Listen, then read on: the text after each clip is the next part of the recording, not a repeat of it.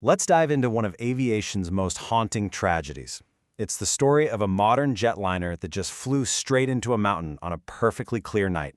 It's a disaster that literally reshaped air travel, and tonight we're going to explore exactly what went wrong to make sure the lessons learned from it are never, ever forgotten. Okay, so the date is December 4th, 1974. And for the island nation of Sri Lanka, this date marks the single deadliest day in its entire aviation history. And here's the thing that's just so chilling about this story. There wasn't a storm, there was no crazy turbulence, absolutely no obvious sign of trouble. I mean, by all accounts, the weather over the Central Highlands was, well, it was perfect. 191. That's how many souls were on board Martinair Flight 138, a full plane, packed with people on a journey of incredible personal faith. Tragically, the plane and every single person on it would never reach their planned stop in Colombo. Instead, their journey ended right there, in the rugged, unforgiving mountains of Sri Lanka. So that brings us to the central question, right? It doesn't make any sense. To find the answer, we've got to understand who was actually on that plane and the very special reason for their journey. You see, this wasn't some holiday flight. This was a sacred pilgrimage. For the passengers on board, this was truly the journey of a lifetime, which makes what happened next feel that much more devastating. So what we have is a Douglas DC-8. On board, there are 182 Indonesian pilgrims who are on their way to Mecca for the Hajj. It was a charter flight operated by the Dutch airline Martinair, and they had a planned refueling stop in Colombo before they were going to continue on. You know, when the investigators started looking into this, what they found was deeply unsettling. This wasn't a case of one single thing going wrong. Nope. It was a catastrophic chain reaction, like a line of dominoes where a bunch of smaller problems lined up in the worst possible way. Now, to really get what happened, you need to know this term, Controlled Flight into Terrain, or CFIT. That's the official name for when a perfectly good airplane, with the pilots completely in control, is unknowingly flown straight into the ground. The crew has absolutely no idea what's about to happen until it's far, far too late.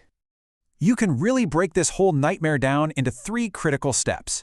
It all started with an error in the cockpit, which led to a fatal communication, which was then compounded by a total lack of support from the ground. Let's take a look at each one. So the first domino fell because of the navigation system. These pilots were experienced for sure, but their training was on a slightly different model of the Doppler system than the one installed on this specific plane, and that small difference caused them to misread one single crucial number, the distance to the airport. It was a tiny error with absolutely monumental consequences. Because of that misread instrument, the crew confidently told air traffic control they were just 14 nautical miles from the airport. They thought they were flying over the flat coastal plain, but the reality? Oh man, they were actually more than 40 miles out, flying directly towards a high mountain range in total darkness. So, air traffic control, acting on the crew's confident but fatally incorrect position report, gave this instruction: clear to descend to 2,000 feet. Now, that was a completely standard, safe clearance for a plane 14 miles out over the ocean. But for a plane 40 miles out over mountains, it was a death sentence. And this right here, this was the final, tragic link in that chain. The airport's equipment just wasn't up to snuff. With no working radar and no reliable distance measuring gear, the controllers were basically flying blind.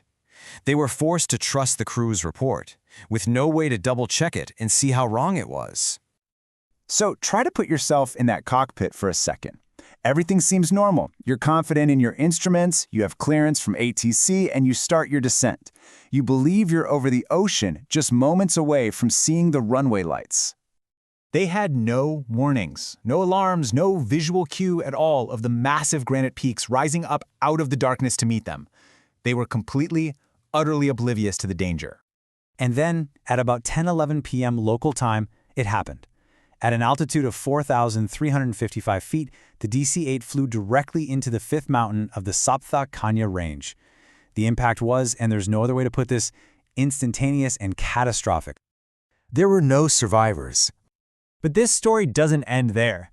As devastating as this was, out of this immense loss came critical lessons in aviation safety that are still protecting every single one of us today. Now, officially, if you look at the accident report, it blamed pilot's error. And sure, the navigational mistake was the direct cause, but that was so far from the whole story. The crash of Flight 138 was a brutal wake-up call. It exposed deadly weaknesses not just in one cockpit or at one airport, but in the entire system of global air travel at the time. The loss of these 191 lives became this powerful catalyst for change. It drove home the absolute need for modern radar at airports everywhere. It led to standardized equipment so pilots wouldn't get caught off guard like this again. And it hammered home the rule that controllers must have a way to cross-verify a plane's position. It forced a global upgrade. Today, near Norton Bridge in Sri Lanka, this small memorial stands as a quiet but incredibly powerful reminder.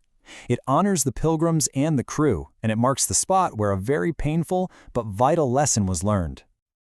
And that's really the thought I want to leave you with. Every single time we fly, we're protected by this invisible web of safety procedures. And it's so sobering to realize that many of those life-saving rules were forged in the fire of tragedies just like Martinair 138. Remembering these events isn't just about history, it's about understanding the very real price that was paid for the safety we all take for granted today.